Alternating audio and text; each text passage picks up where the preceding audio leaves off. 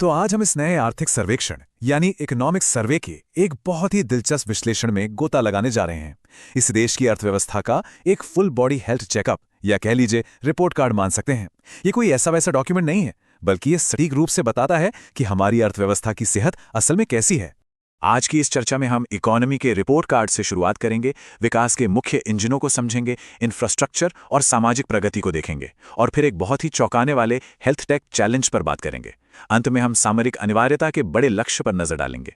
तो चलिए सबसे पहले अर्थव्यवस्था के इस रिपोर्ट कार्ड यानी इसके हेल्थ चेकअप से शुरुआत करते हैं।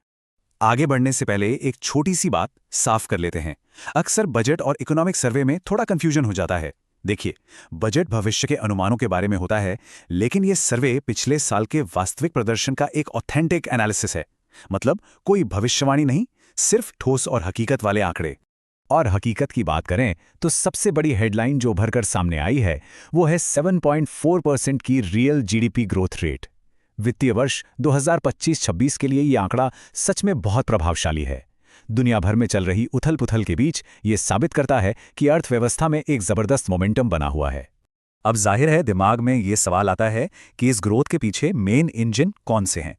चलिए अलग अलग सेक्टर्स का ब्रेकडाउन देखते हैं।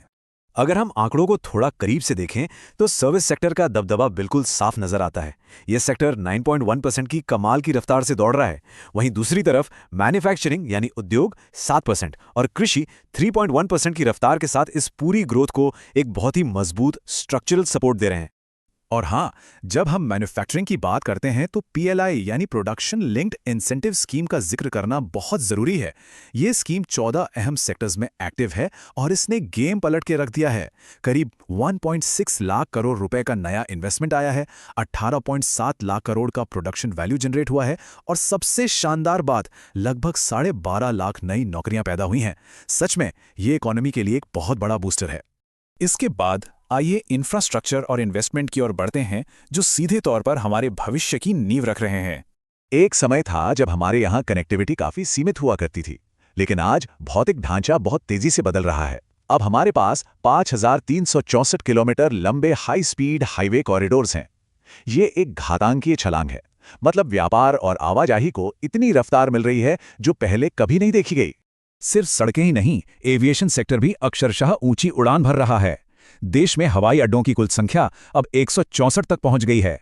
इसी के साथ हमारा देश पूरी दुनिया में तीसरे सबसे बड़े डोमेस्टिक एविएशन मार्केट के रूप में मजबूती से खड़ा हो गया है। लेकिन देखिए, ये बड़े बड़े आंकड़े तब तक मायने नहीं रखते जब तक उनका जमीनी असर ना दिखे।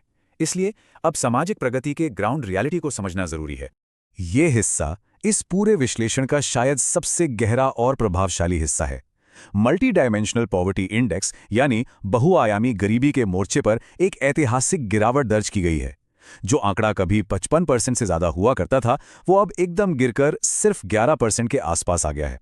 ये कोई छोटा बदलाव नहीं है, ये एक बहुत बड़ी सामाजिक जीत है। और इसी से जुड़ा है वित्तीय समावेशन का पहलू। 55 करोड़ से ज्यादा जनधन खातों ने चमत्कार कर दिया है। जो लोग खासकर ग्रामीण इलाकों में कभी बैंकिंग सिस्टम का हिस्सा नहीं थे, वो अब फॉर्मल इकोनॉमी से पूरी तरह जुड़ गए हैं। खैर, हर डिटेल्ड हेल्थ चेकअप में कुछ न कुछ छिपी हुई कमजोरियां भी सामने आती ही हैं। और यहाँ इस रिपोर्ट में हेल्थ टैक्स से जुड़ी नई चुनौतियों का एक चौंकाने वाला ट्विस्ट आता है। इतनी जबरदस्त आर्थिक रफ्तार को देखकर अगर हम एक पल के लिए रुकें और सोचें तो एक बहुत ही हैरान करने वाला सवाल सामने आता है। इस अभूतपूर्व ग्रोथ के लिए सबसे बड़ा, सबसे खामोश खतरा आखिर क्या हो सकता है? इसका जवाब बहुत ही गंभीर है। रिपोर्ट एक कड़ी चेतावनी देती है कि खराब लाइफस्टाइल और अल्ट्रा प्रोसेस्ड फूड्स हमारी ह्यूमन कैपिटल यानी मानव पूंजी को अंदर ही अंदर खोखला कर रहे हैं। संक्रामक बीमारियों से कहीं ज्यादा बड़ा और जानलेवा खतरा अब हमारी खुद की लाइफस्टाइल से जुड़ी बीमारियां बन चुकी हैं। स्थिति की गंभीरता को ऐसे समझिए कि आज वयस्क महिला आबादी का 24% हिस्सा मोटापे से जूझ रहा है और इसका सीधा कनेक्शन डायबिटीज और दिल की बीमारियों के बढ़ते मामलों से है। और वयस्क पुरुष आबादी का हाल भी कुछ अलग नहीं है। वहां यह आंकड़ा लगभग 23% है। हालात इतने अलार्मिंग हैं कि इस सर्वे ने साफ तौर पर खाद्य तेल यानी एडिबल ऑयल की कुल खपत में 10% की कटौती करने की बहुत जोरदार सिफारिश की है। खाने पीने की आदतों के अलावा एक और बड़ी समस्या है डिजिटल थकावट। सच्ची प्रोडक्टिविटी एक अच्छे शारीरिक और मानसिक स्वास्थ्य से आती है, लेकिन आज स्क्रीन टाइम का जो विस्फोट हुआ है, उससे गंभीर डिजिटल लत और डिप्रेशन के मामले तेजी से बढ़ रहे हैं। इसका नतीजा है एक ऐसा वर्कफोर्स जो अंदर से थका हुआ और विचलित है। इन सभी उपलब्धियों और चुनौतियों को समझने के बाद ये चर्चा एक बहुत ही भव्य रणनीतिक विजन के साथ अपने अंतिम पड़ाव की तरफ बढ़ती है। इस पूरे सर्वे का मास्टर स्ट्रोक एक बहुत ही महत्वाकांक्षी कॉन्सेप्ट है, जिसे सामरिक अपरिहार्यता या स्ट्रैटेजिक इंडिस्पेंसिबिलिटी कहा गया है। इसका सीधा सा मतलब है अर्थव्यवस्था को ग्लोबल सप्लाई चेन और इन्वेस्टमेंट का एक ऐसा अनिवार्य केंद्र बनाना जो इतना अहम हो जाए कि उसके बिना वैश्विक अर्थव्यवस्था आगे ही ना बढ़ पाए। अब सवाल है कि वहां तक पहुंचेंगे कैसे? इसके लिए सब कुछ एकदम सिंक में होना चाहिए।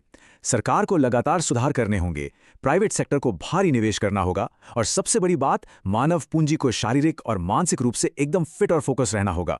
एक जागरूक नागरिक की सक्रिय भागीदारी के बिना यह मुकाम हासिल करना संभव ही नहीं है। तो इस पूरी मैक्रो इकोनॉमिक चर्चा के अंत में एक बहुत गहरा विचार सामने आता है। जरा सोचिए, जब हमारा सबसे बड़ा आर्थिक इंजन पूरी तरह से हमारी मानव पूंजी पर टिका है, तो हमारी रोजमर्रा की छोटी छोटी आदतें देश के इतने बड़े रणनीतिक भविष्य को कैसे आकार दे रही हैं? ये एक ऐसा सवाल है जो सच में सोचने पर मजबूर कर देता है। क्या हम असल में इसके लिए तैयार हैं?